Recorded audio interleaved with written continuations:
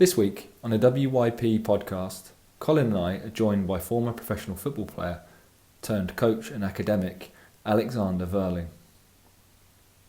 Having been forced to retire due to injury, Alex began to undertake his coaching qualifications whilst working at former club Karlsruhe SC. He is currently completing his A licence with the DFB and is studying a Masters in Education at the Karlsruhe Institute of Technology.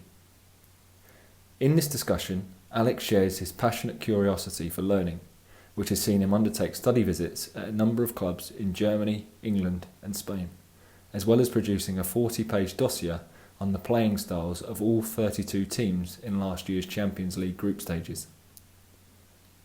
He talks to us about some of the defending trends he has observed during these experiences, as well as some of the defending concepts and key principles that have become an important part of the tactical history of German football and its development in recent years. We hope you enjoy the conversation. Thanks for joining us this morning, Alex. Good to see you again. It's been a long time. The world's changed a lot since I last saw you. Perhaps if you want to start off with giving a bit of an insight into you and your experiences as a player and now transitioning into a coach and some of the roles that you've had. Yeah, sure. First of all, thank you for having me. I think we'll enjoy this.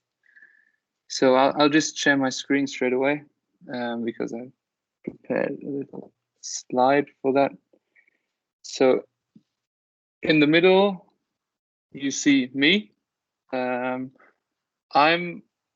dad's German, my mom's English. That's why I've got these flags here. And my dad's a teacher, and he was a teacher in Spain. So I was born in Spain back then, but we moved to Germany quite quickly. And I have four brothers, so they're five boys. So a family that's all into football. My dad is also a coach in the club that I coach at. I'll get there in a minute. And I'm 25 years of age, so born in 1995, and I played football myself in Karlsruhe, throughout the Karlsruhe Academy. Karlsruhe is in the southwest of Germany, between Frankfurt and Stuttgart, just next to the French border. And I went through Karlsruhe. It's called Karlsruhe Sportclub, their academy, until the end of the under-19s. And then I got an offer from here on the left. You see Mainz 05, the logo. I played for their under-23s for 2 years. I was lucky to get into that team that was promoted into the third division, which is like third Bundesliga with us, as some of you maybe know. In Germany, the second team, so the under-23s play in the regular league system. So you play against real grown-up players. Yeah, and then in 2016, due to a cartilage injury in my ankle, I decided to quit playing. I could have kept on going, but after thinking about it a lot and listening to the specialists, it was the best decision to stop playing and start studying, which I then did, and that's where I still am. Up here you see KIT, which is the University of Karlsruhe, and then I'm studying to become a teacher. So I'm in the Master of Education right now. I'm studying sports and geography, and I'm gonna probably finish this year, by the end of this year. Yeah, but I'm not just at university to become a teacher. My goals are also still quite ambitious in football. However, I also enjoy teaching. So I'm right now, the year I stopped finishing to play, so ended my career in June 2016. I started being a coach by the end of July, beginning of August, within the same year, so 1 or 2 months later, back in Karlsruhe, which is kind of like, if you can call it, my home club, my hometown. Karlsruhe plays in the second Bundesliga. Used to be in the first Bundesliga, had a few years in the third division, and this season they're doing quite well.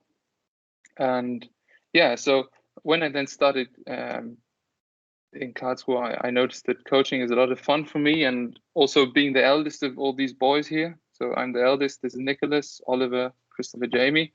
I noticed that it's a lot of fun for me improving players, and I learned from my experiences as a player playing at a certain level, but a lot of things I also learned through my brothers, or through their coaches. I'm very lucky to have that, because Nicholas, for example, he played in Hoffenheim, and now he's in Regensburg, who play in the second Bundesliga as well. And he had coaches like Tim Walter, who was at Kiel, Julian Nagelsmann in Hoffenheim. We have Oliver here, who played at Karlsruhe, then Stuttgart, and now plays in Mainz, funnily enough, in the team that I used to play in. And the other two, Christopher and Jamie, are in Karlsruhe still, within, like, inside the youth academy. And yeah, and how I got to know Graham, just for all of you to know, my grandparents live very close to Bournemouth and Poole, and we went to visit them in April 2018, and I just thought, oh, it would be interesting to visit a club nearby, which is AFC Bournemouth, and that's why I got to know Graham right on the pitch, and we stayed in touch. And we went on 2 trips together, one in Germany, visiting Hoffenheim, Stuttgart, and Bayern. And then I flew over in 2019 to visit all these clubs that you probably know quite well.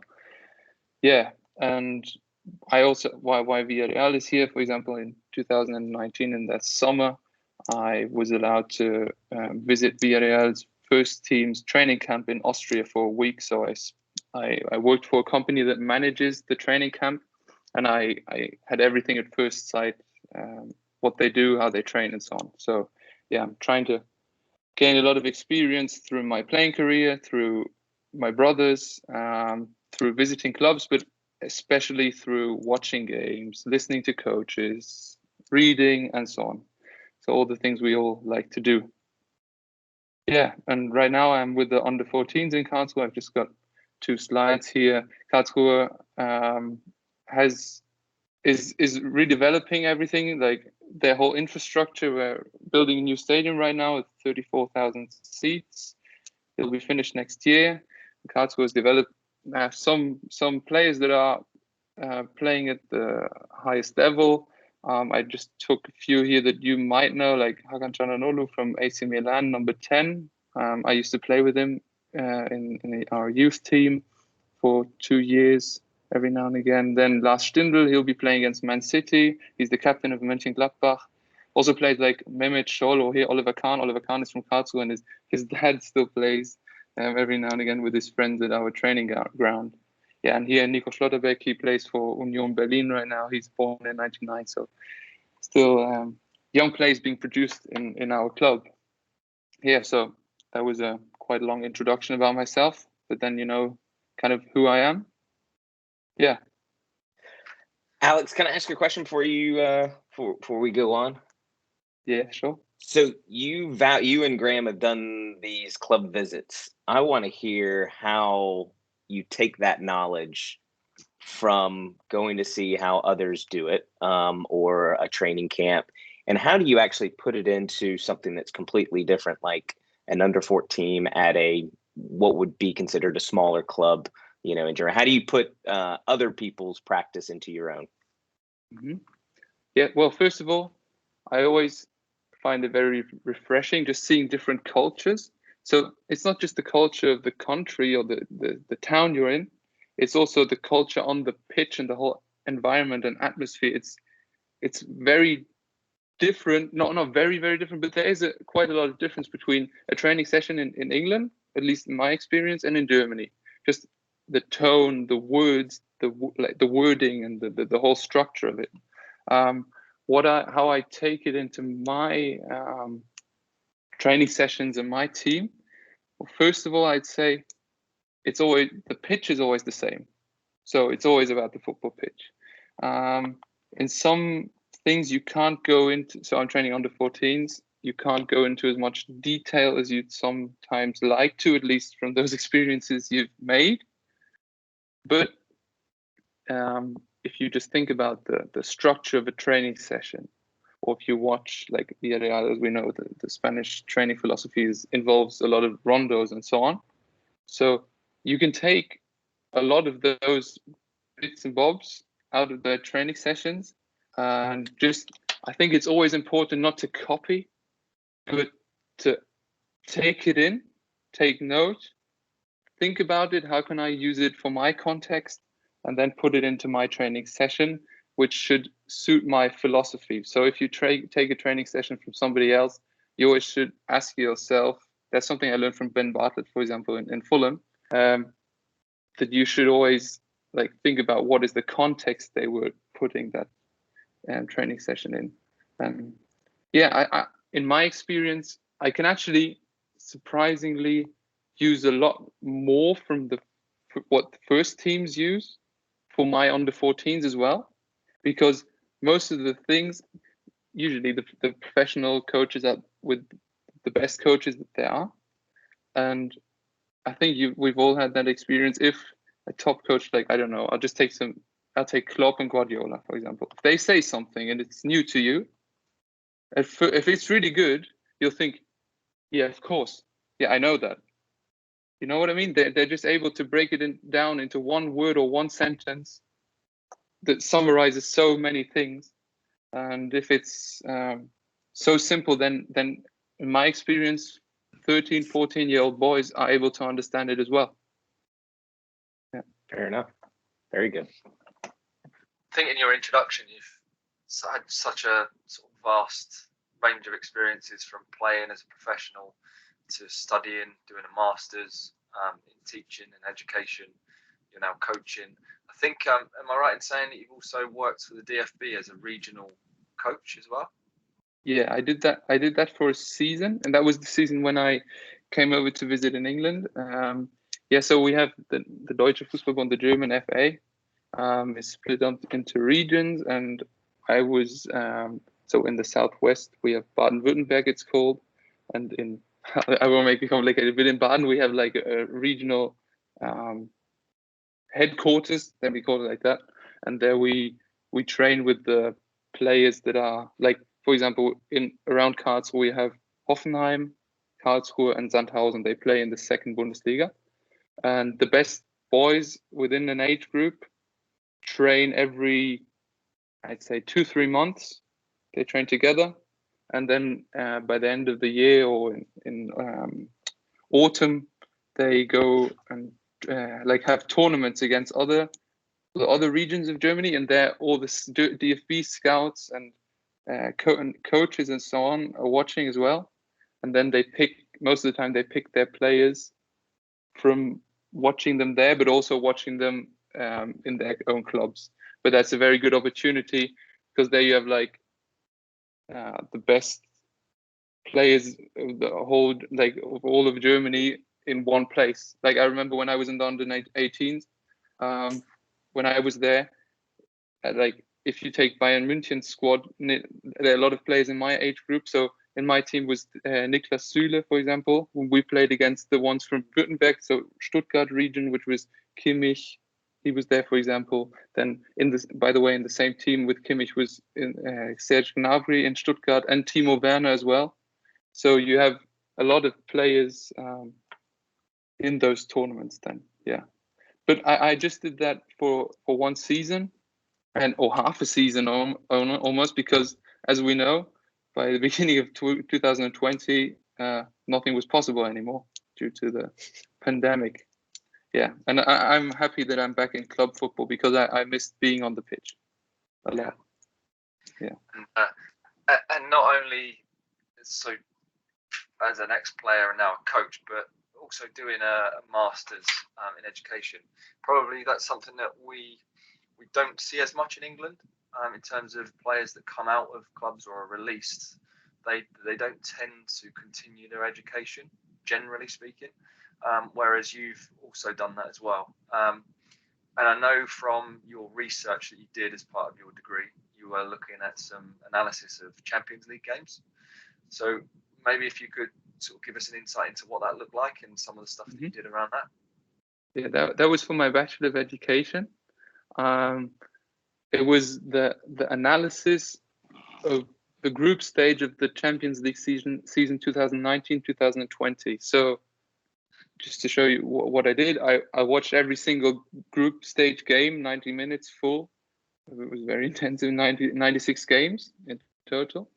And then I created like team profiles. So I first had an introduction to just explain what are the wording I use and so on. That what did I do? All the things, you know. And then every team has its own profile. Like Group A had this and this and this team, so I go through the teams. Group B and so on. So every team has its own profile, and I structured it into offensive and defensive phases and so on. And then I went over to the interpretation. So the summary, kind of what these teams all seem to have in common. So things I learned from my study, and in total it ended up being at something like 400 pages. So way too long for my bachelor thesis. but that was fine because my what do you call him? I don't know the word in English. The one who corrected my thesis, my lecturer. Yeah, supervisor. That's the word. Thank you. He was perfectly fine with it. I sent him a shorter version. I chose only 15 teams instead of 32, but I have like a whole book for myself, which I've also shared with quite a few coaches, which you could, it's German, but if you want to have a read through it, like with translation, I can send it over to you if you like. Wow. Yeah, I mean, that'd be an impressive piece of work, and probably something that you can use in your masters maybe, or for future research. Yeah, I'm about to start my master's thesis actually. Okay. You know, with that, I didn't look at the set piece situations in that analysis, and that's a part of the game which is, as we know, quite important. Up to 30% of the goals follow set pieces, and that's what I'm going to actually do. I'll probably do a global approach. So I'll be also looking into. The other day I was collecting the statistics from the Chinese Super League, and I'm trying to bring the A League in Australia, MLS, and everything into it next to all the European clubs. So that's what's ahead for me. And I sent you a video I saw of your club's piece, didn't I? Yeah, that was that's gone. What do you call it? Viral. I've got a real. I was writing that to you the other day. That it's so funny. Just a few months ago, I was watching. My brother is still in the under-19s, and the assistant coach of used to be the under-19 head coach, and they were practicing it back then on an empty pitch with nobody watching. Exactly that method or that routine, and nobody cared. And then just because it's on that platform, it's created such a hype. If you look at Twitter, Instagram, Facebook, all those things, it was all. Yeah, they were all talking about it. That's quite funny. Yeah, no, it's just different, and you know, like you say, set pieces have become so important in football now. We've got specialist set piece coaches. I went to Schalke a few years ago, and their under-15s analyst and assistant coach was also the set piece coach for the under-19s. So the head coach would take the team, and then when it came to time to actually practice set plays, the analyst who works with the 15s would step in and actually run through the corners, set plays, and all that sort of stuff. I don't know. We don't see that as much in England. Is that common in Germany that you have specialist coaches or your analysts might actually go in and deliver set plays? Not really. Although I must say, I don't know what the other clubs train, like what their training scheme and schedule looks like. My impression was actually that in England, those things are developing more and more. Like if you look at Thomas Gronemark, the throwing coach for Liverpool, for example. But I think that's something that will grow and grow and grow. Because if you look into other sports, how players also train only with a specialist or like this individual training. So if you look at the NBA players or NFL players training in their pre-season, or in their training sessions, at least what I see through the internet, it seems to be very run a lot of training sessions seem to be run by specialists. And I think that'll grow here too. Okay. So obviously the first thing that sort of hits me about you is that you're first for knowledge, and you want to watch sort of Chinese games and take things from that. Like you mentioned in your study there, you're looking at different countries and cultures. You've been and visited clubs in different countries. Your work on your bachelor's degree was, a 400-page dossier on the Champions League. So the amount of detail and the enthusiasm you go into actually trying to learn and better yourself is impressive. In terms of your own development through the DFB, so coaches here will go through their FA level 1, level 2, level 3, and we're here today really to talk mainly around the out of possession stuff. What sort of out of possession principles or defending principles are delivered on those courses as you work your way through the levels? Mm-hmm. Okay. Well, let me just give you a short introduction, then I can go into those principles. The DFB, I think it was 2-3 years ago, they created these principles for the first time. Really, like you can find them really easily on their website. And before that, at least, okay, I'm a young coach, yeah, but they had good courses, and they're still most of the time the same lecturers. But these principles are they're not really old, they're quite modern. So they're also, I'd say, heavily influenced by the Red Bull, Hoffenheim, Ralf Rangnick, Stuttgart, and so on philosophy. So I knew a few of the principles from Hoffenheim through my brother being there. And then when I saw the DFB implementing them into their coaching style, I kind of saw Hoffenheim and Red Bull within them. I'll just share my screen again because I translated them for you. So we have, just a sec. There we go. So we have what they've done was having an overall idea. What is our identity? That's one slide or page. And then they have the offensive slide and the defensive slide. Seeing we're going to talk about the defensive part of the game, I've got these in here.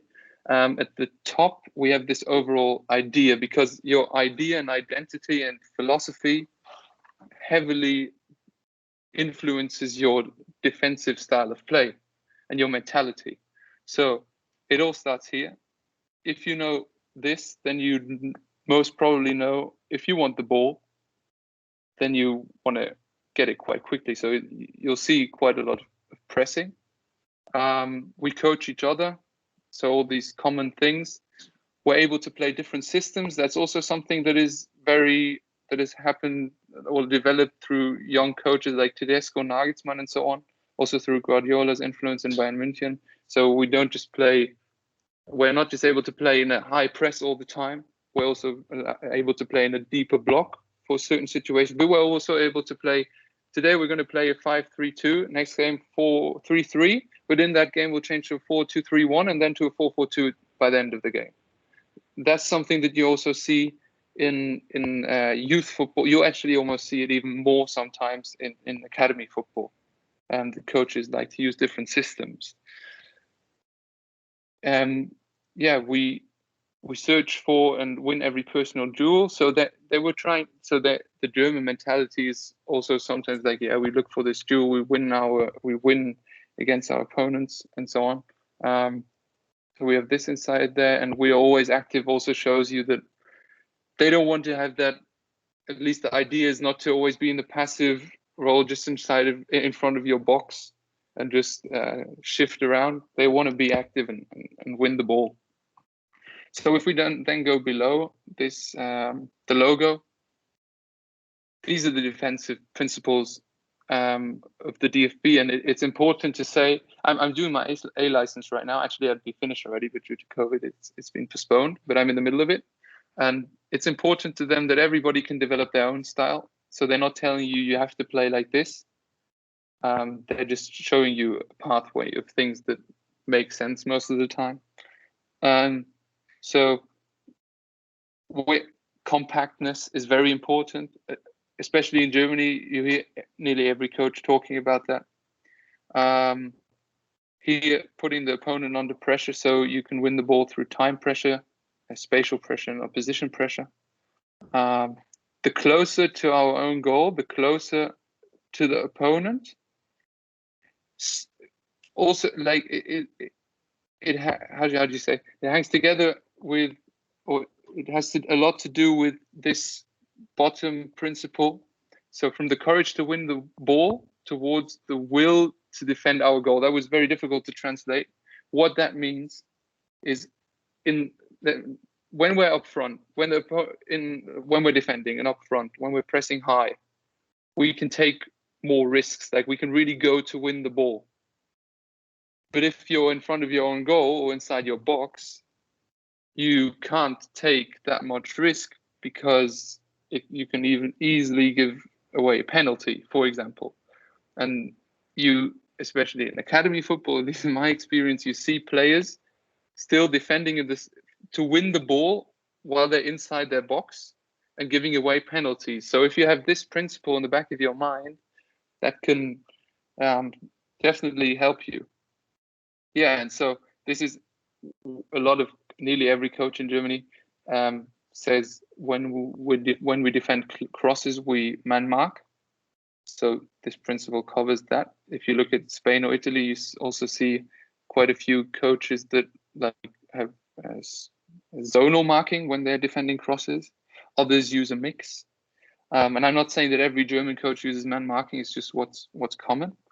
And here we defend the space but use man orientations. This is the one where I think there's a lot of discussion about because the coaches use very different styles.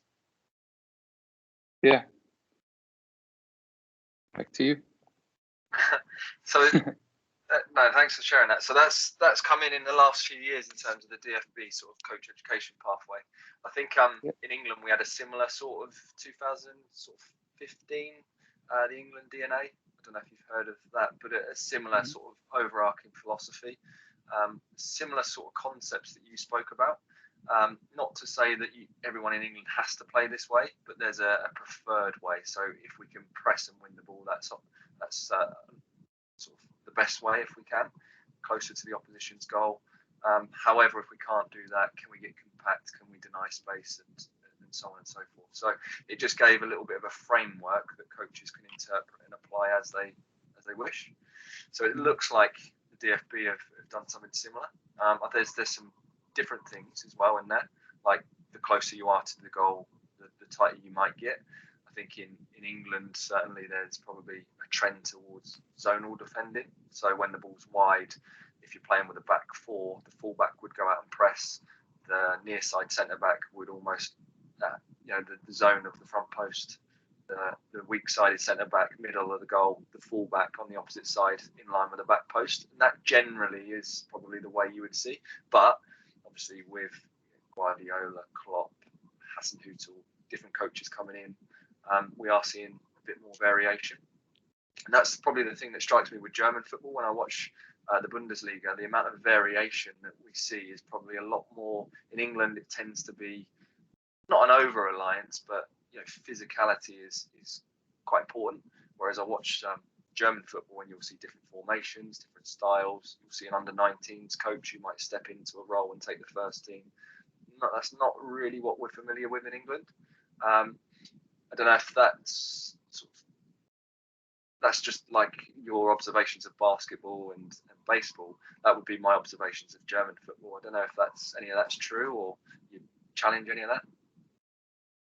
Yeah, what the physicality. I remember us watching the game Southampton against Everton in the stadium. And the first thing that struck my eye was the strength of the players, because as we all know on television it's very different, but they're fit, like they're very strong, and you see that they do a lot of weight training. Like, I'm not saying that the German players aren't physically fit, but I'd say if we're talking about physicality, then I'd go Premier League, Bundesliga, La Liga. So because I saw them, Villarreal, for example, I saw them close up as well. Talking about different styles, yeah, I definitely agree on that. Young coaches, I definitely agree on that as well. Also because 2-3 coaches like Nagelsmann, Tedesco, who's now in Moscow, and also a few others, they just, when they came in, first of all, they caught a lot of attention because I think Nagelsmann was 28 years of age. And then he was so successful with his team, which made others think, oh yeah, let's try that as well. And also there was a big change between the generations. So not all of them, but quite a lot of coaches from the generation, let me say, 2006, 2013, 14 in Germany, they were or are at times having difficulties to find a job because this tactical aspect, flexibility, and so on, has, from my point of view, has changed a lot and gone into a lot more detail. That's also my experience from me being a player. So between 2014 and today, there's been huge changes within, like, going into detail with tactics, especially on the ball. And I say that Guardiola has had a huge influence on that in Germany. Yeah. How many, with your 14s, obviously you haven't trained since, would you say, October? How many systems would you have? You say that during an academy game, the system might change, or whether pressing high up or getting into a low block. How many does your team work with? Well, you're definitely asking a person who likes to switch around his systems a lot, because I have the principles, and the principles don't depend on which system we're playing. So, yeah, I think we had 9 games this season, and I think we used like 8 formations or so.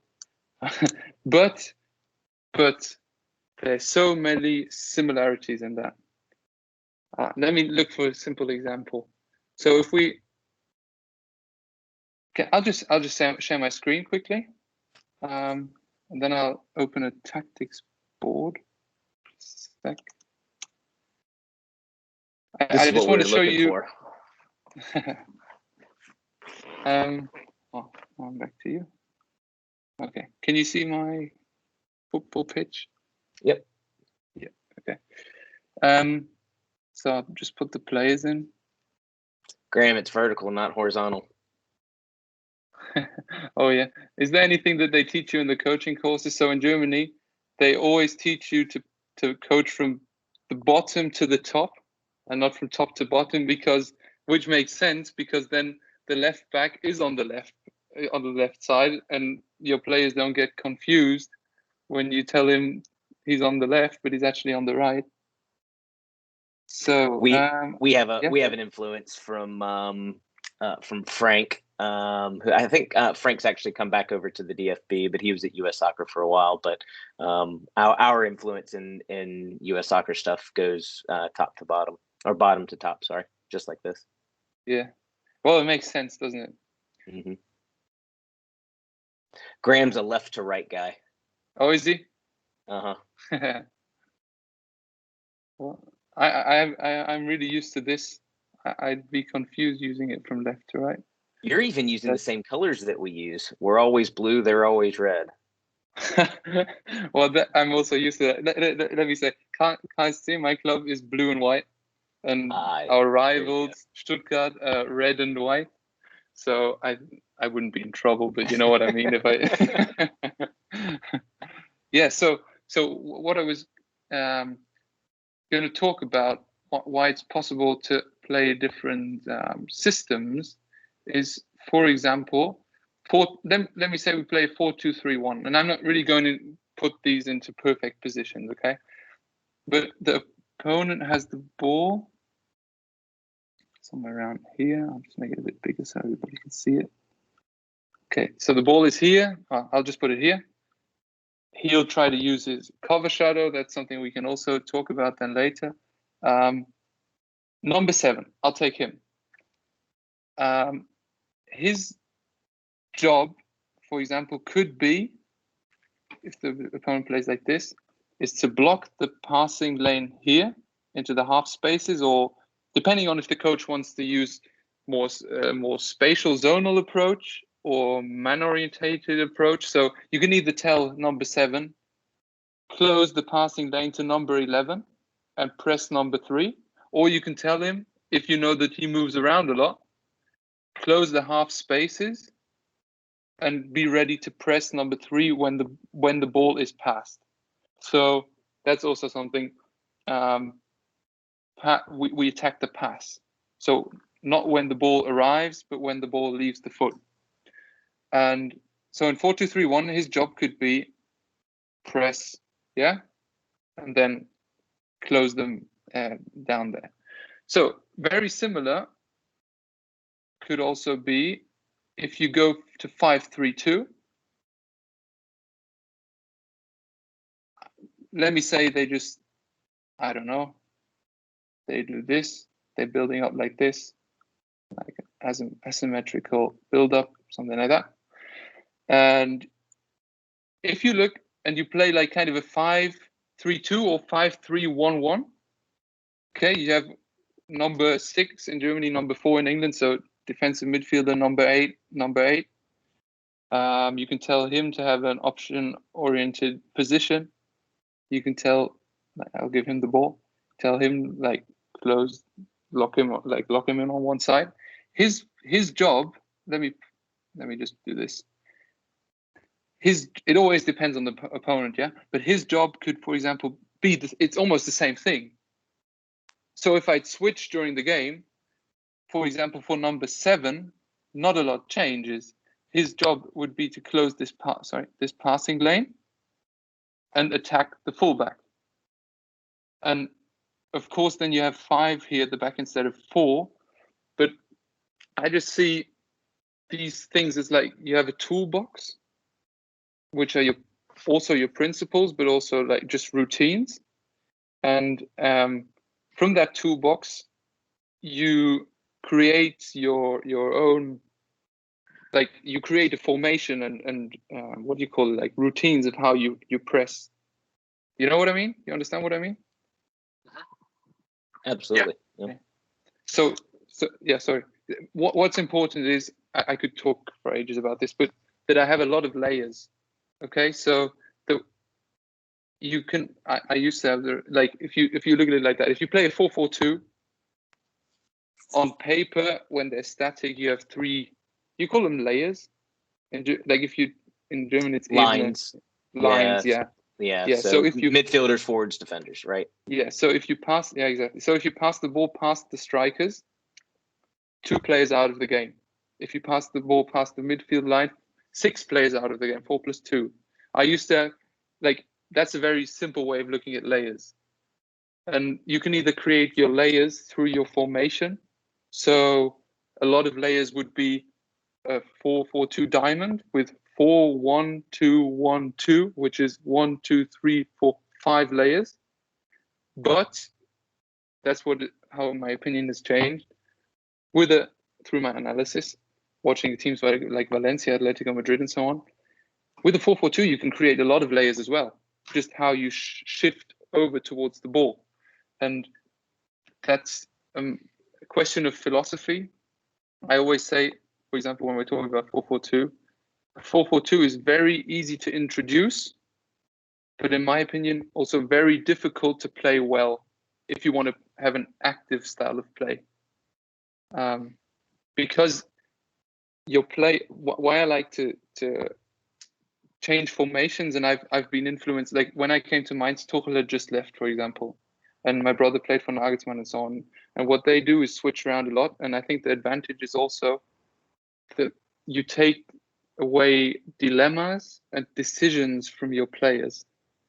So if you always play in 4-4-2 in your system, the opponent can prepare better on like for the game in their match plan. And at times it could be, let me say you play 4-4-2 and the opponent plays with a diamond in the midfield. They're playing 4v2. And at times it can be difficult when, for the number sixes, like central midfielders, when do I go out, when do I not go out, and so on. And then if you switch the formation, for example, to if they play with a diamond, I can also play with a diamond, for example, and the amount of decisions the player has to make is reduced. So I don't know if you have that in England or in the US, we call it like mirroring the system. Yeah, you probably all know that. So that's the very basic way of approach of it. Problem there is at the back you have like equal numbers. So if they win their duel like against your center back, you're not really protected, for example. Yeah, that's just very. Okay, with that, yeah, you say you change a lot, but if you change the formation, then you're also solving the problems for the players, which is reducing the amount of decisions. So if you're solving the problem, how are they learning? Yeah, that's a very good question. That's a very good question. It always, I think it always depends on the import. I'm talking about under 14s. Yeah. Don't misunderstand me. It's not about it. You need to teach the players that they want to win, the will to win. That, in my opinion, that's so important at that age already. But it's not always about winning. I like to make it. Let me say. Sometimes I have games where I can choose a formation. I could even choose a formation that makes it difficult for us to press, where they have to take some decisions themselves, because if otherwise they're in trouble. But like not with me, but with like losing, like we can see goals. But I like to make making it difficult for the players. I try to make it extremely difficult in training sessions. So the training, that's also something I learned at a very young age from Tim Walter. He was my under 15 trainer. Tim Walter's like in the tactics community, he's a bit famous because he had his center backs like crossing there and so on, like crazy tactics, but efficient. And he always said back then already, like he's making the training session a lot more difficult than the game, so that the game seems easy.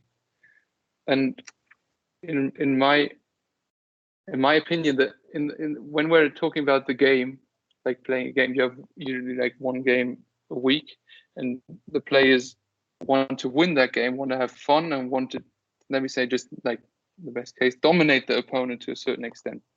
And what expects them at the highest level, at least with a lot of coaches in Germany, they expect them to know these basic tools, how to use your cover shadow, how to defend not just one opponent, but 2, 3, or even 4 opponents. And that also prepares them for that. But I'm not trying to make it easy for them to take away decisions from them.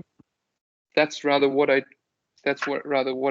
try to do in the training. I try to make it difficult in the training sessions, but in the game, I'm trying to also prepare them for what expects them in the future. And excellent. I know the problem, like the dilemma you have as a coach in those situations. Yeah, I definitely agree with principles over formations, and I also, in my personal opinion, would go shape over positions. So rather than coaching positions, coach shape, because I believe in a fluid, rotational sort of game where you kick off and it's 4-4-2, but as soon as the ball moves, the shapes and everything changes. So I would definitely agree with taking a broader approach, and it's principles over formations and shape over positions. So definitely agree with that. There's a term that perhaps a couple of the listeners might not be familiar with, one that you've used a couple of times, which the principle of cover shadow. I don't know if you want to sort of give us a little bit more insight into that. Yeah, sure. I've prepared something on that. Just share my screen. Okay.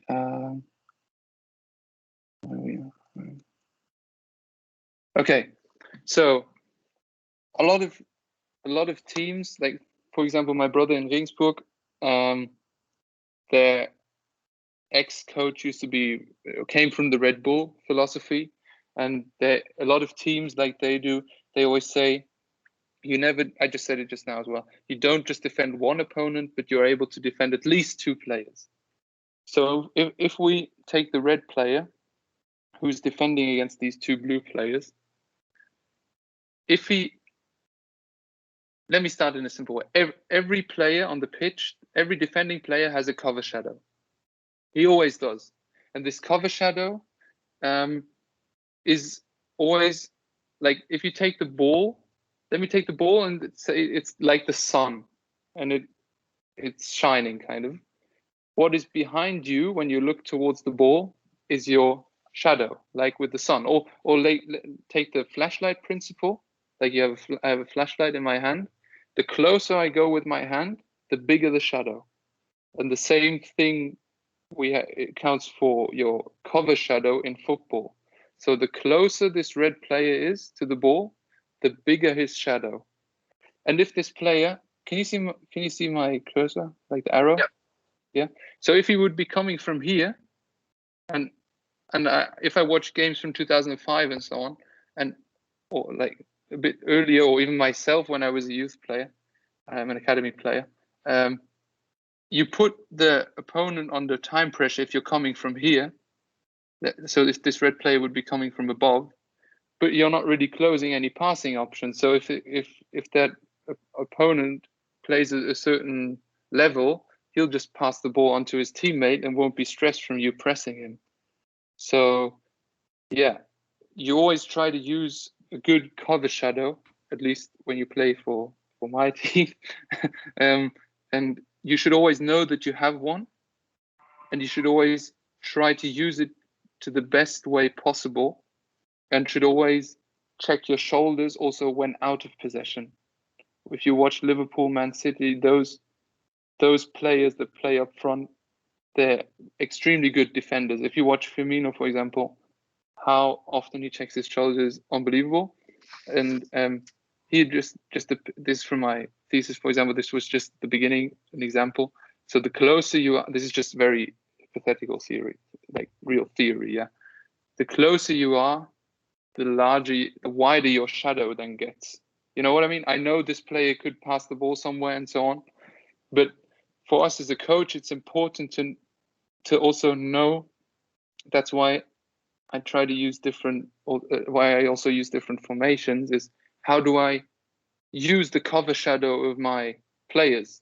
So if we talk about I'll go back here, the 4-2-3-1 here, this player, number 9, his cover shadow is horizontal. So he's closing down 4. While number 7 is using his cover shadow like vertically or diagonally. And through that, in this case, if he's put under pressure, and a cover shadow you can only really use it properly if you're very compact. So in behind you have protection. So if the shadow is like, if you're broken, somebody can attack. And up front, like when we're talking about the ball, either the opponent is just really bad on the ball. I have an example for Leipzig, from Salzburg, for example, where they pressed like that. But what you definitely need is some kind of pressure. So either his pressure is just he's so bad on the ball, or he's under pressure from our striker. And if you use your cover shadow, you have quite a few advantages. For example, this number 7, if you talk in a very extreme way, he's defending 4 players. He's defending the pass to number 9, to number 11, compress number 6, compress number 3. What does that change for us? We have more players in the layers behind. Okay. Also, another example. Let me take the Liverpool press that they often use in their 4-3-3. The cover shadow lets you take an advantageous position for the counter attack. So if we're talking about Mane here, Salah here, Firmino here, if Liverpool win the ball, I know they're blue and not red right now, but if they win the ball, then a 3v2 situation, against the centre backs. So if they'd be man marking the opponent, say Mané here between number 2 and his own goal, number 11 between number 3 and his own goal, he'd first have to kind of overtake him or have a faster transition to get into this advantageous position. Yeah, sorry, go ahead. When Liverpool defend out of possession like that, it's more of a 4-4-2 diamond, isn't it? And the benefit of the 8 and the 10 is you've got it drawn there, and also Robertson and Trent, is if that shadow does get broken, they can jump. So the outside of the diamond so the 8 can press the 2, the 10 can press the 3, or the 2 and the 3 can press the opposite fullbacks. So it's a real aggressive example of using that cover shadow and pressing. Yeah. I really liked the fact, because coaching young players, often they're told to angle their run and dictate play. Strikers told to angle their approach. And the problem with that is, if that's not coached properly, what they end up doing is arcing their run, and they just say, well, there you go, there's the forward pass, take it. So I'm glad it's about engaging down the line of the ball, and then as you get close, that detail of arcing or body shape, you can only do that once you get close to the ball and cut off the passing line. So I like that, and also the fact that you have to scan out of possession. The amount of times that you hear coaches talking about scanning in possession and talking about scanning behaviours, but scanning is as important when defending as it is in possession moments as well. The bit I like about the shadow cover, it's just a nice term because everyone knows what a shadow is. Everyone gets the concept of, like you said, with a flashlight. In England, we used to call it for many years doing 2 jobs. So you've got to be able to do 2 jobs. But when coaching young players, often they don't. It's terminology that's a bit wishy-washy. It's not very clear. Whereas shadow cover, I think that just encapsulates the concept really nicely. I think. Can I just say something to that? Just a sec. Yeah. I was listening to an interview or like webinar from Jesse Marsh, American, that's outspoken. That's something. He's good. Huh? That's something he said that he found good or was new to him when he came to Germany, and that's something that I learned at the trainer course of the DFB. The psychologist said, he asked, can your player summarize that what you want from him in 1 word or 1 sentence? And if you look at the cover shadow or shadow cover, whatever with us in German is called Deckungsschatten, so cover shadow, that's summarizes so many things. It makes it simple. Yeah. Sorry, I didn't want to interrupt. No, that's perfect. That's the education. We try and get as many analogies in the educational world especially for children. But it goes throughout, whether you're talking about the YDP phase, which you guys are working within, or if you're talking about adults, it makes sense. Graham, I'm glad you said that about the arcing run. Oh my gosh, I was going to bring that up too. And here's what happens is, we know that if you come with this this idea that you need to do 2 jobs or this cover shadow, you need to deny this 1 pass in order before you go and get pressure on the ball. And when we put that into practice and we do this random 2v2 activity, like, the defender plays the ball into the attacker and then it's a 2 versus 2 and he's got to cut off a pass first. Well, it's this artificial fake. We're getting them into the habit of, cutting off a passing lane, but it's not within reality. And so they're never actually denying the ball forward. They're only blocking off the ball to the wide, to the outside back or the fullback in that diagram that we were discussing there before, without actually stopping the forward pass. And so we're getting, Graham, I'm assuming this is what you're meaning. We're trying to create a habit without having the context of the game involved. There's more players than just the 2 versus 2 or the 3 versus 3, just that small. We have to link it back to the full game where there's, as you said, there's many layers that you're trying to deny passes to the forward for the other team, and you're a midfielder. So great job for pointing that out, and excellent. I like that. And so just Thomas Hitzelsberger was in a documentary that was filmed in England. I don't know if you I know didn't of see it. it. No. It's about youth development and sort of the landscape of youth development. And he was interviewed, and he talked about the fact that in German football, there's been a trend towards collectivist coaching. So lots of tactics, lots of theory, but not so much individual coaching. And he put that down as a bad thing because now German clubs are having to go and sign, Sancho's and Bellingham and players like that. Germany have produced very highly educated players that understand how to play in different formations, different tactics, different concepts.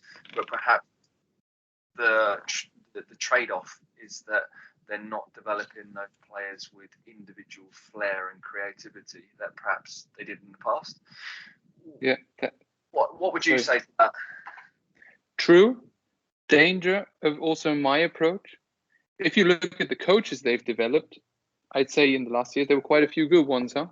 But there's also the danger that the coach, like that, for example, in me now, that I gained a lot of experience through helping my players, and then I maybe can develop, like somebody notices, his team has a lot of structure and so on, and let's promote him to something. And my players, maybe that's what you meant before, Colin, I guess.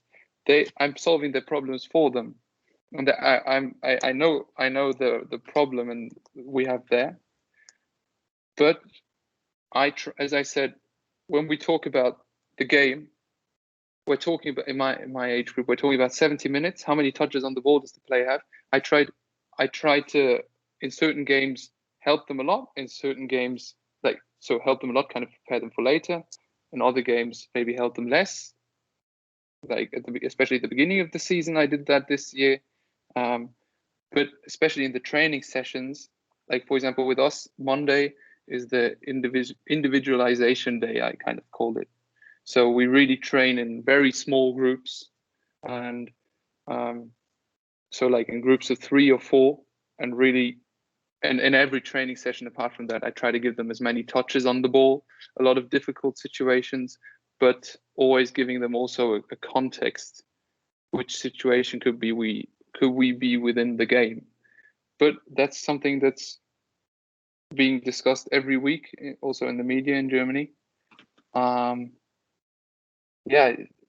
It's not very easy. You also have to say, like, the players don't really play on the streets or on some pitches with their friends anymore, so they're always within the system. But that's something that's been around for a few years, and you see the clubs reacting to that. So for example, our new training ground will have a 5v5 cage, we call it in Germany, so with walls around it and so on.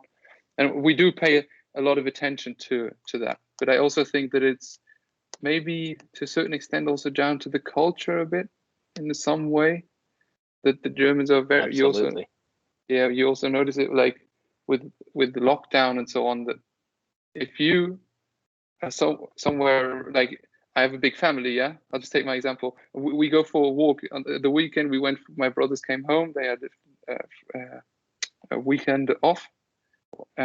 We go for a walk, and everybody looks at us in a strange way because there's so many of us, so they're very strict and with the rules and so on, so they really pay attention to it. So that's why this flair, the freestyle part of it, you have to kind of teach the players to play in that way. I think we're talking here today about out of possession and defending. Yeah, so sorry. The benefit of having that structure and that organisation is that Italy used to be the sort of the flag bearers of Catenaccio in compact defensive shape and structure and organisation. I think there seems to be like a hybrid with German football. So you talk about like gegenpressing, counter-pressing, counter-attacking, which is based off good defending. German football has almost become renowned for that over the last few years, but they still have very talented and very gifted players in the mix as well. So I guess from an out of possession perspective, that structure and organisation is a real strength of German football. I don't know, Colin, you was going to say something. I don't know if I cut it. No. I mean, it's kind of going along that theme. You know, when we did our discussion on youth development, it kept coming back up that Dortmund was kind of the flag bearers of clubs at the first team level that wanted to engage with their youth players and give them plenty of opportunities. And so my question would be more on how many young players, how do they come through that are more defenders? So, obviously, the examples that we normally have, Gio at Dortmund, Bellingham, Jadon Sancho, those are all attacking-minded players. Who are the youth players on the defensive side that are coming through? How do they get the opportunities in their first team? So you're asking me about like certain like names, maybe even of yeah. What's is that a trend? Is that just what we do in football? When we have great talent, youth talent, they're usually on the attacking nature. It's rare. Is it more rare? Is that just my opinion that it's more rare that they're not center backs and fullbacks? Yeah, I know exactly what you mean. I don't really have. I was just thinking about some names, but I can't really think of any. But at least what I think is that the offensive players grab a lot more attention and can get into the game maybe a bit earlier, because if they do something wrong or certain patterns they always do wrong, it doesn't really get punished that often, like in terms of goals, conceded goals. Well, when you're a defender, if you do a mistake, that can like cost your whole team like the points, and then maybe the manager's job. So the manager probably that's why it probably takes a few years more. That's why you see, like, if I look at some defenders in my age, there were 2-3 players that got into the pro game quite early, then somehow didn't play anymore, and now we're back at playing all the time. Yeah. So I think it just takes a bit longer, especially because you have more, let me say, more responsibility for the team in terms of mistakes. If they're punished a lot more if you do them closer to your own goal. So kind of like a delay with goalkeepers are typically better in their later ages. They can, because of experience, because of their own, ability to not make mistakes. So that risk versus safety that I think you kind of alluded to with the principles of the DFB. Interesting. Okay.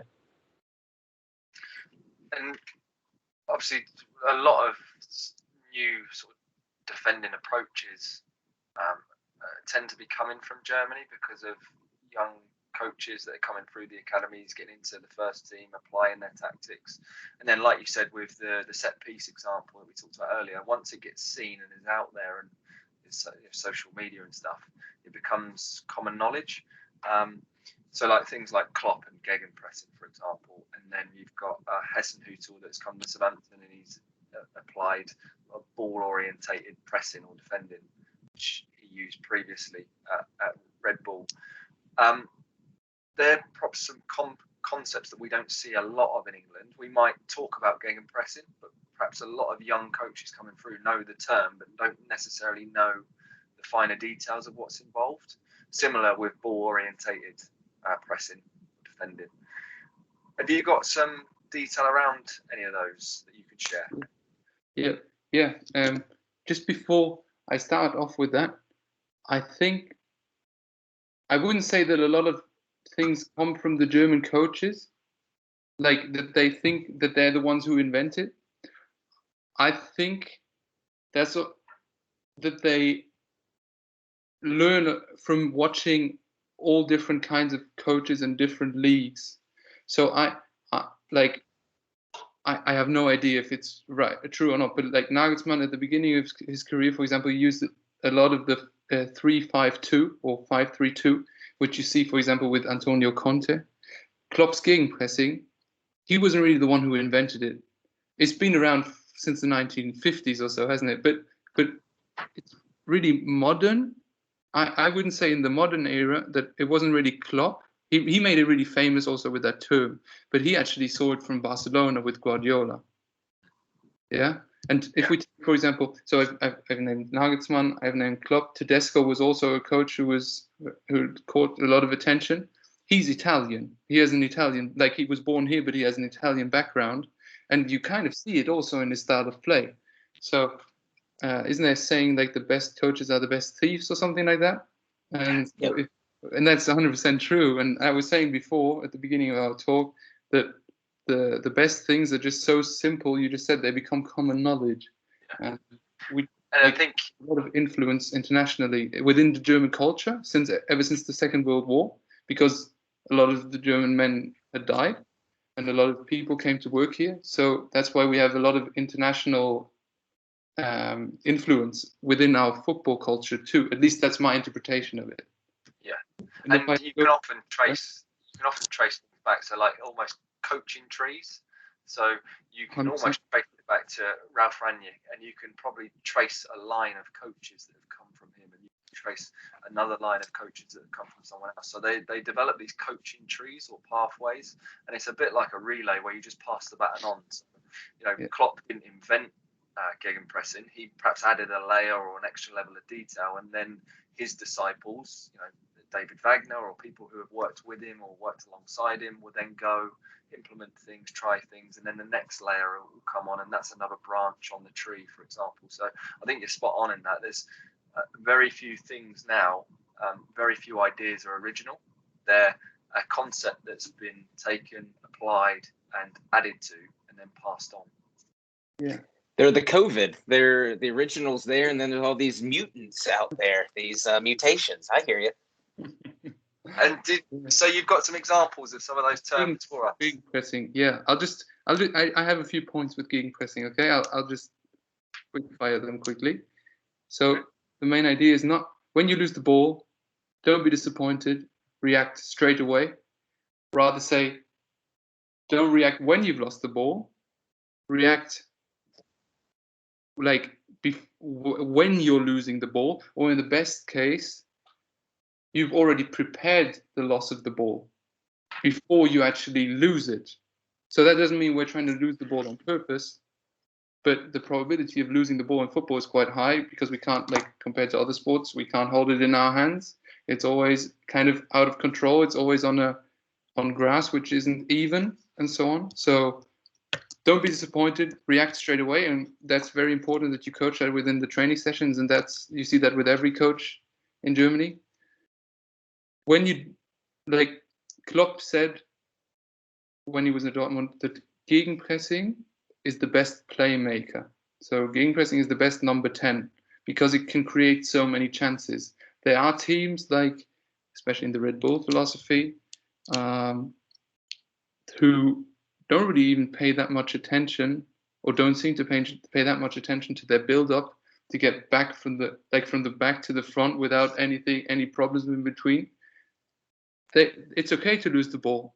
It's actually not a problem at all. It's actually good to lose the ball sometimes because that creates a chance for us. In the most cases, yeah. And so I have 2-3 things on that. Where does gegenpressing come from? What does gegenpressing mean? Good question also for Germans. Just a sec. If you take like this, so if you attack, the opposite is the counter attack. If you press, the opposite is the counter press. And gegen means like against or counter.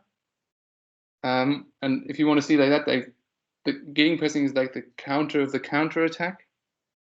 So while the opponent is moving forward, they think, oh, we've won the ball, we spread out, we move forward.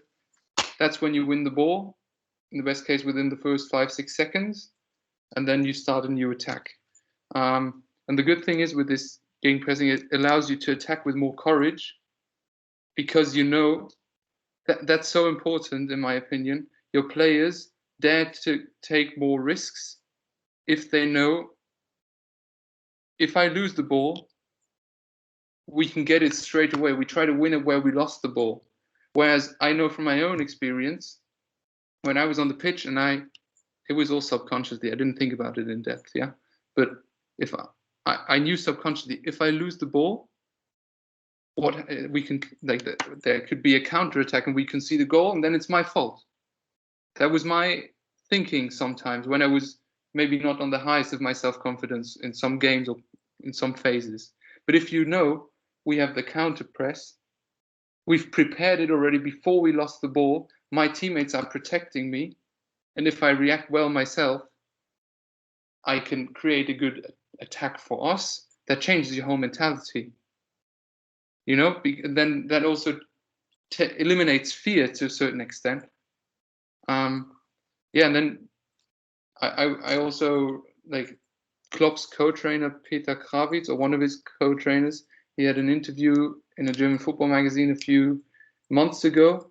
There was also like a discussion about it's so intensive, you have to run so much. But actually, like he said, if they look at the statistics, when we do good counter pressing, gegenpressing, we actually run less within a game. It's just so important to be quick, like in your head, react quickly, and be high intensive with your press. So if we look at this here, this is also from my work.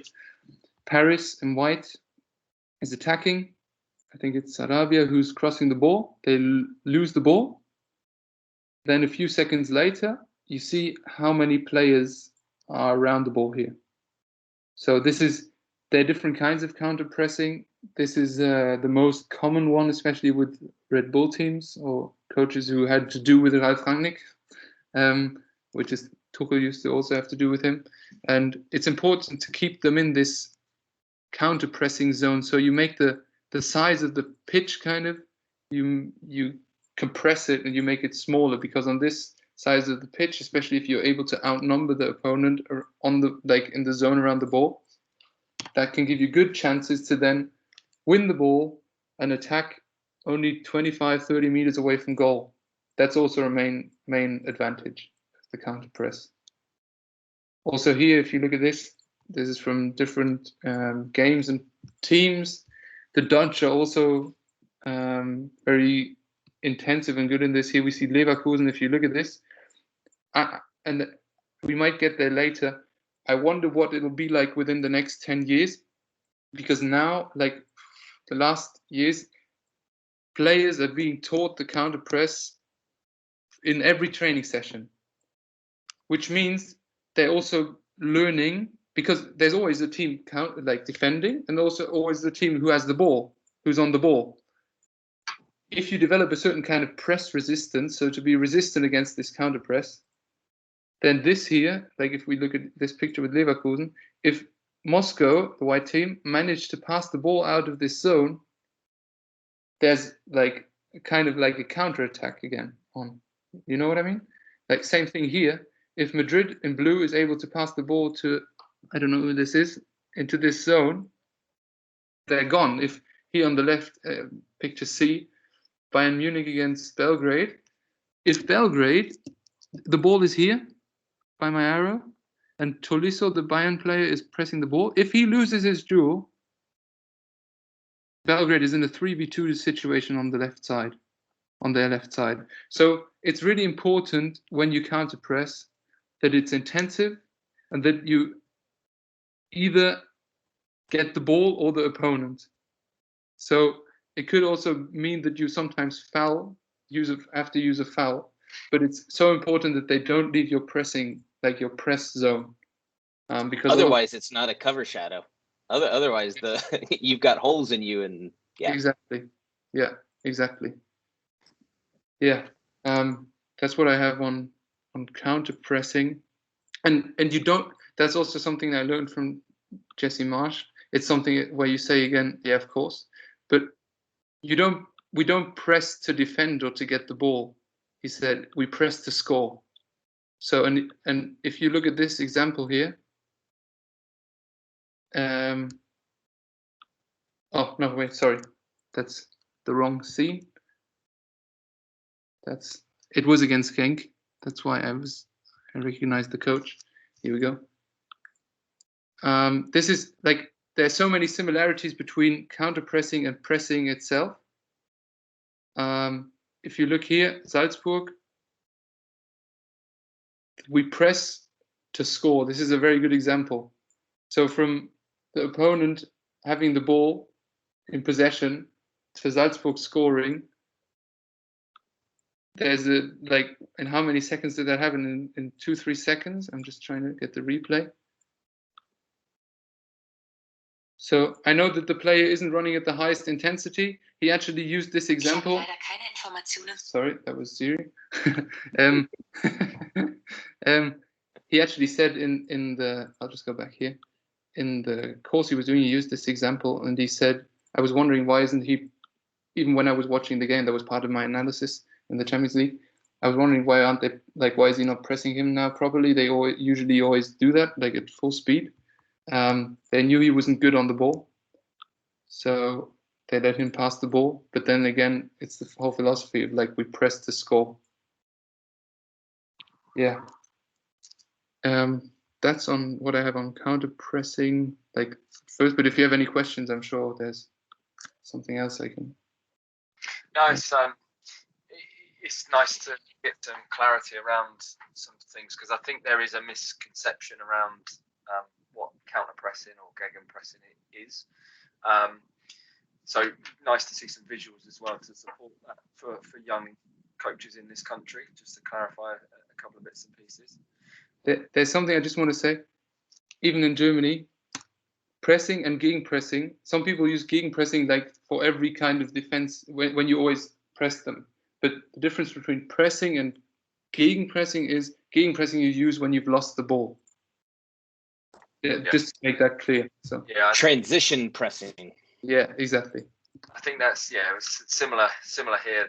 The crossover of certain terms, has blurred the lines a little bit. So some people talk about something, but they're actually referring to something else. I think in England, probably a lot of players, when growing up and being coached on good defending, would be more around a zonal or a man-orientated structure that they would sort of be coached on. Now we're starting to see more ball-orientated pressing or ball-orientated defending, which is probably quite alien to English coaches, because if anything, they discourage that probably at young ages. So they want their players to spread out and be organised. But when you see a team lose possession and then 2-3 players run to the ball, that's not common. They don't often see that. So they'll often see if a player loses the ball, they run back into position and provide support and cover. Whereas a player running from behind the ball to actually come back to the ball and overload is quite new, and I guess it's quite risky as well if you don't have that cover in place. So I don't know if you've got anything around ball orientated defending that we can have a look at some examples. Where should I start? So it is risky. I agree on that. You have the 4 tactical reference points. So you have the ball, space, team, the players. And wait, now I've lost one. The ball, the space, the teammates, and the opposition, I think. And I'm forgetting one, but I'll think of it. When you've lost the ball, at least that's what I was taught in Mainz, and that's where Tuchel was, and Mainz was we know Klopp was in Mainz. The main reference point is the ball. So when we've lost the ball, shift towards the ball. And what you see more and more is teams preparing this. I said that before already, the loss of the ball, so that you're in a good position already. So yeah, this ball-orientated approach is these scenes I just showed you, some of the screenshots, with the 4 pictures. You saw how many players were around the ball, and they were able to outnumber the opponent in that zone. That's what I said before. The most important thing, if you want to do that, you need to be compact before ready. You can't be spread out completely on both sides, because they kill you if you then run towards the ball. You need pressure on the ball, and I can just repeat, Mann oder Gegner is dangerous. So Ball, Mann oder Ball. So ball or man. One of them has to be stopped. In the best case, both, and the ball goes in the direction of their goal. That's very important in the ball-oriented approach. Now let me explain something like how I define it for myself and how I defined it in my thesis between zonal marking and so on. So I differentiate between man orientation and man marking. Man orientation is in my position. In certain situations, I'm with the he's my main reference point. But if he switches, like if he runs over to another position horizontally, for example, I pass him on to my teammate. But man marking is I follow him everywhere. In Germany, you say I follow him onto the toilet. Yeah. Then if we talk about ball orientation, I find that sometimes I find it difficult because doesn't every system kind of pay attention to the ball? I know what it's saying, but the ball is always the way even if I'm man marking, it always depends on where the ball is. But the base layer of this ball-oriented approach, of this gegenpressing Red Bull approach, I'll call it, are these option orientations. So to be able to attack two players at the same time, I should always have two players in front of me. If the ball gets passed to him, I press him. If the ball gets passed to him, I press him. And if the whole team is able to do that, and say the ball is played over onto this side, then I move over, my teammate covers the one who, I have one here and one here. If I press him, my teammate is going to close down him. And what is important on this ball orientation approach is it's a mix of all the other methods. So when you're in this pressing situation, within this pressing zone, you're quite man-oriented, sorry. So you go from a kind of it's a hybrid. So it's from this zonal. You see a lot of Red Bull teams playing 4-4-2. And then when the ball is in, if there's a pressing trigger, do the listeners know what a pressing trigger is? Yeah. Okay. So if there's a pressing trigger, or a pressing trigger could also be a certain zone on the pitch. When the ball goes into that zone, we press it hard, and when there's pressure on the ball, all the players within the pressing zone have to be marked. So there's no easy way out, and you're gambling a bit. That's the risk you take, because if they are able to switch play, I always call it it's like a count. Even if they're building up, you try to press them, and they're able to switch or to beat your press. It's like a counter attack. Yeah, and I think probably one of the misconception is that pressing is a reactive action, or ball orientation. But actually, to be able to defend with ball orientation, you have to have you have to be proactive. You have to make sure that there's cover. And if you don't, three players going towards the ball, you're going to get done, and they're going to counter attack. So I think probably the exception is not a reaction. It's you're being reactive. Yeah. You've set in place certain principles that once you lose the ball, you know that you're in a good place to go and initiate ball-orientated pressing, for example. Because you're spot on. In England, the 4 reference points: man, space, ball, or support. When we talk about recovery lines or recovery runs, but in ball-oriented, it's just the ball. So more often than not, it's just the ball. That's quite new to English coaches. I wouldn't have thought a lot of coaches coming through the pathway would be brave enough just to go towards the ball, because if anything, we criticise under-7s football for saying it's a bit like a hornet's nest. Wherever the ball is, everyone's around it. So we get in the habit of trying to organise structure and organisation and stuff. So then to actually go back and say, as soon as we lose it, you're going to head towards the ball, I think that might be difficult for English coaches without seeing the amount of proactive planning and organisation goes in place to be able to do this, and that's the platform you work off. Yeah, but I have to say this ball-orientated approach. So when the teams counter press in Germany or in Austria with Red Bull and so on, they're not just paying attention to the ball. That's what, I think you can find it on YouTube. If you look at how the Dutch national team played in 1974, that's ball orientation to 100%. They also had the advantage of the passive offside rule, you know. Yeah. The players are too good and too resistant nowadays, and they're used to it. So this ball, there has to be pressure on the ball. In the best case, from even two players, if you go with this philosophy. But those players who are pressing the ball, the play on the ball, and that's why I showed this cover shadow before.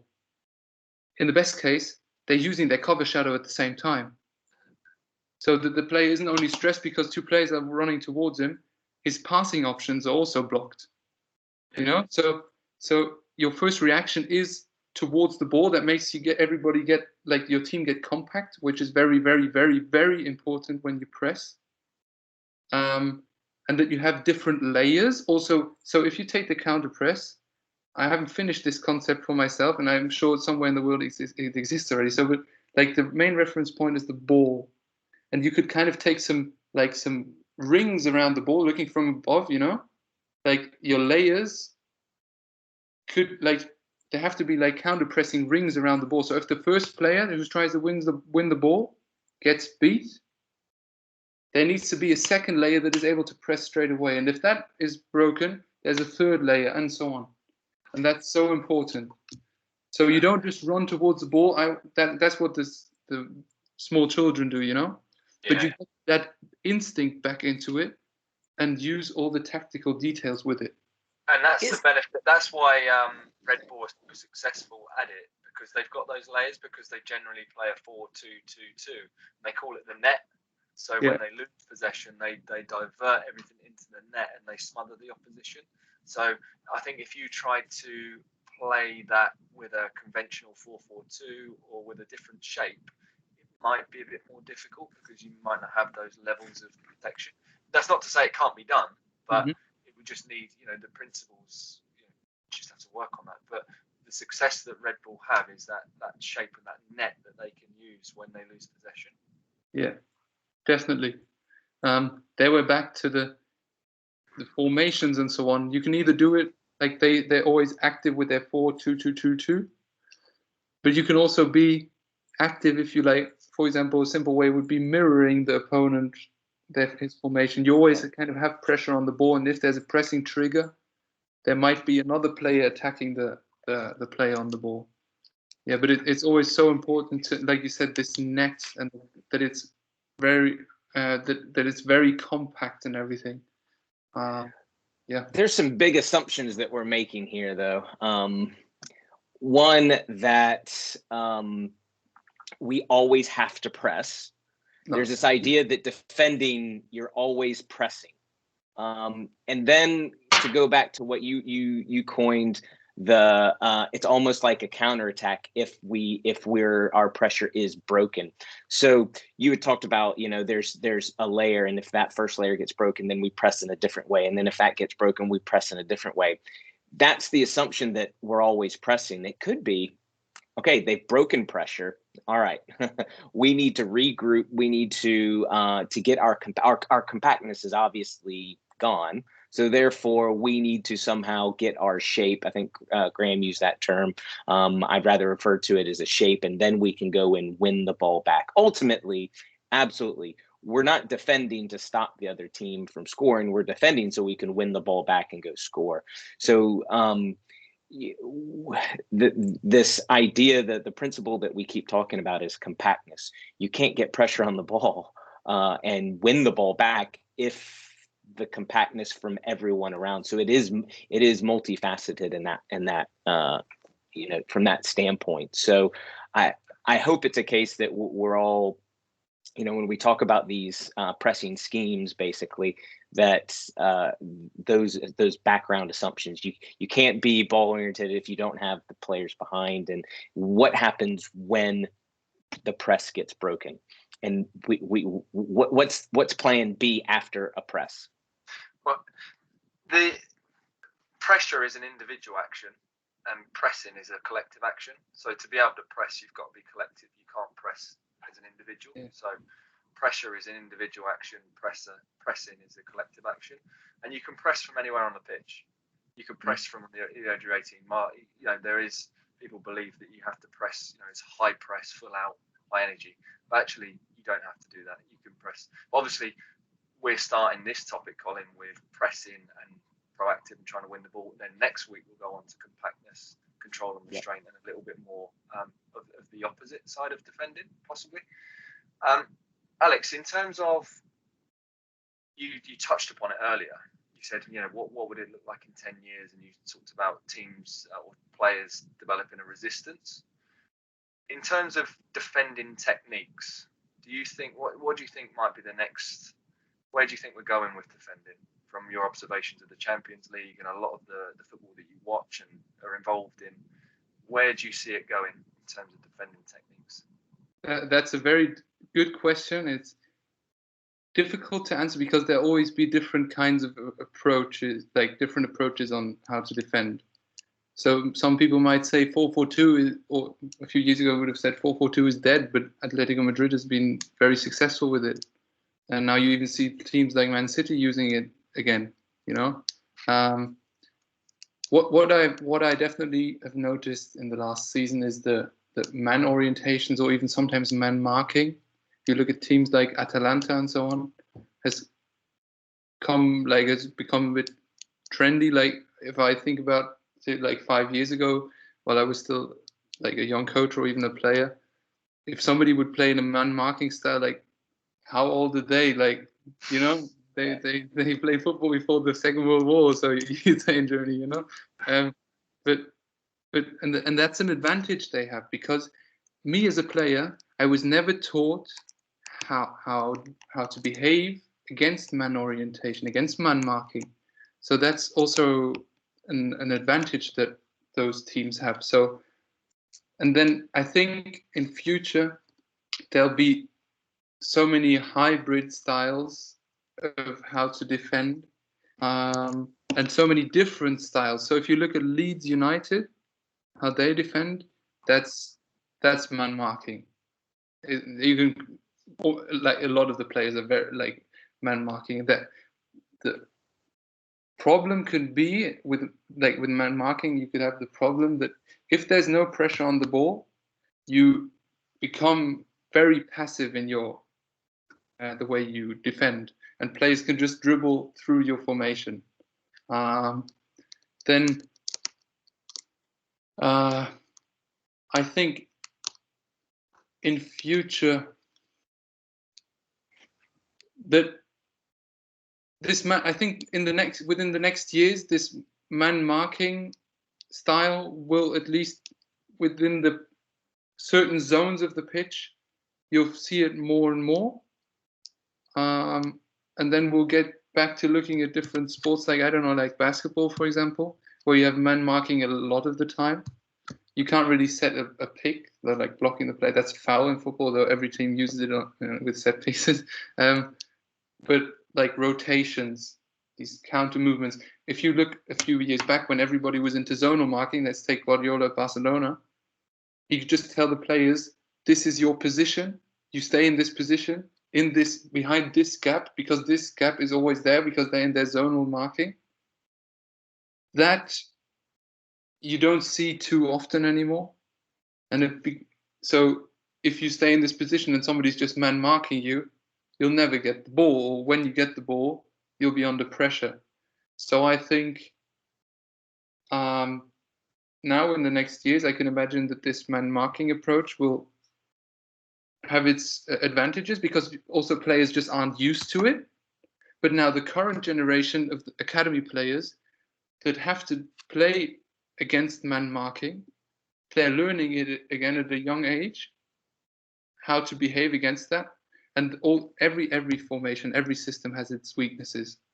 So if you play 1v1 at the back, if you could use this, like, I'm not a specialist at basketball, but like you have this all out. Would you call it spacing or so? So that you do you want me to show you something? I prepared that for man marking. Yeah. Yeah. from like it was Man City against Atalanta, and in the Champions League last season, and if you play, oh, it's fine. It's here. If you let me start with an advantage of man orientations, okay? So we'll take this. It's two scenes, same game. Put the sound over there. So we have Atalanta in blue, Man City in yellow. We see every player has his opponent as the reference point. An important detail with Atalanta: if you play such a man marking or man orientated approach, you're always, in numerical terms, you're always inferior because the goalkeeper's there. That's why with Atalanta, you very rarely see them pressing the goalkeeper. They only do it if he really is within this pressing zone. So if he really is within reach. Otherwise, they leave the goalkeeper on the ball. So if you look at this while the ball is on its way, every Atalanta player has his reference point, which is an opponent. Yeah, I think you see that quite well. Yeah, perfect example with Allison with his assist to Gundogan yesterday. Yeah, exactly. That's the next thing I would show. It's not from that game, but that's a very good example you just named. If you look, there's also you always have to gamble a bit. So that here at the back, Atalanta is 3v3. But on the other hand, when they win the ball, and Man City doesn't have a good transition, they're in 1v1 duels at the front. And if one Man City defender loses his duel, as Otamendi kind of lets Gomez cross here, you can concede a goal, you know? So if we look at this, you see every Atalanta player is still with his opponent. They always leave the weak side fullback free, or like ready to press him when the ball goes over, but he's free most of the time. But now we're in a 2v2 situation up front. So that's an advantage you can have. A disadvantage is what you just, the ball on the long ball to Gundogan yesterday. Yeah. And also here, like when you were talking about build-up. Get rid of the sound. Same game. What Man City did in that game was try to kind of, you see here the weak side fullback is free, and then they come to press him a bit later. They were trying to lure them out, you know, like guide them out to kind of, and I think in basketball you can call it like an isolation. Mm-hmm. So you see Man City, they come, if you look at it, like they're 4 defenders and 3 central midfielders coming quite deep, you know, they're coming very low, close to their own goal.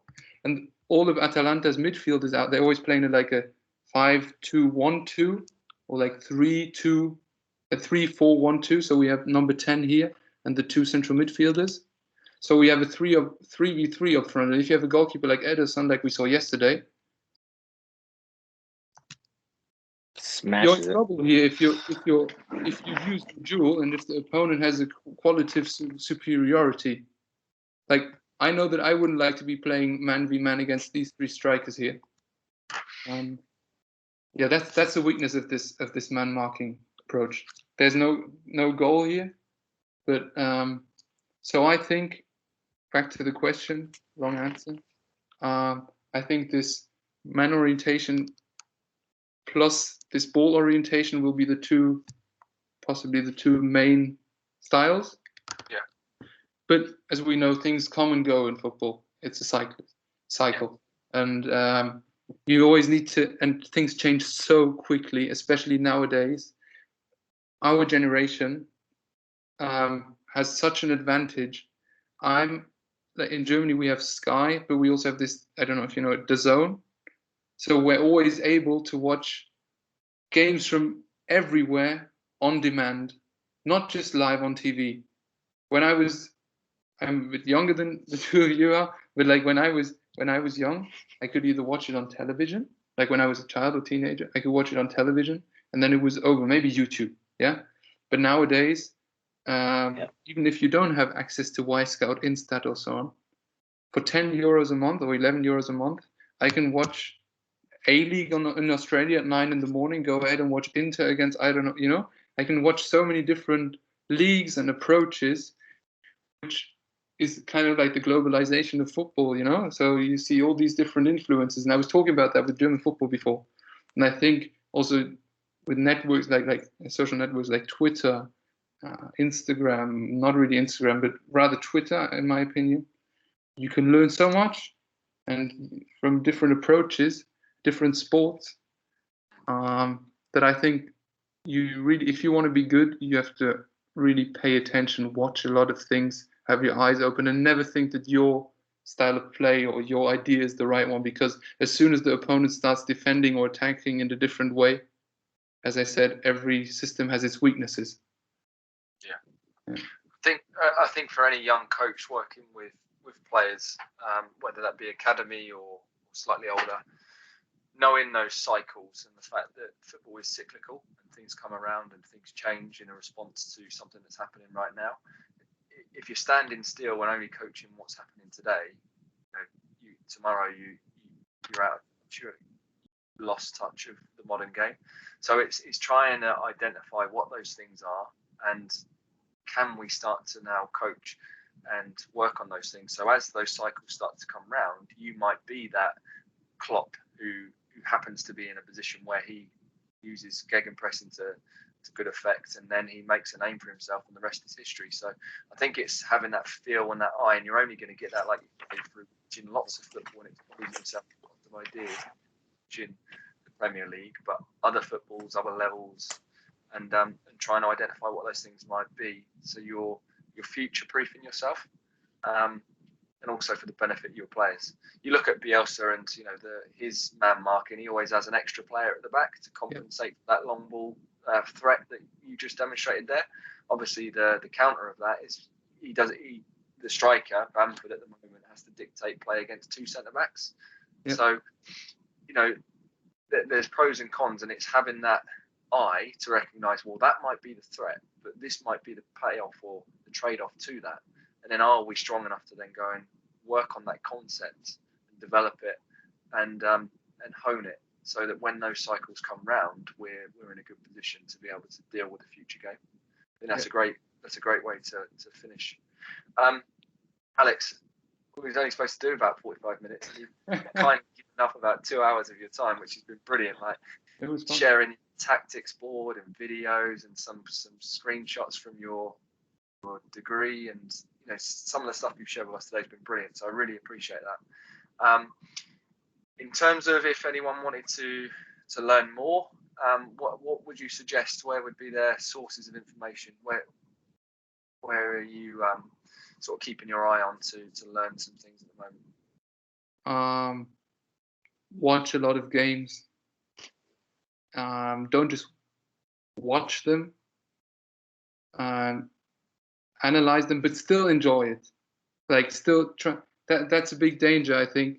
If you analyze it all the time, then you don't really enjoy watching football like a fan, but watch a lot of games if you're able to, from different leagues. Listen to.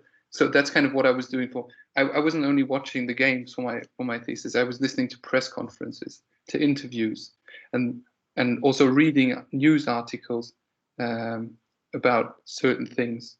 Nowadays, even if you don't speak a language, I'm very lucky to have been taught quite a few languages to be able to kind of understand them at least. But you can use Google Translate. If you see an interesting article in El País from Spain, the big newspaper, and like what we're doing with my coaching staff right now, like my trainer team, the 6 of us, kind of the 4 of us, because the goalkeeper coach and the sports scientist aren't taking part in that.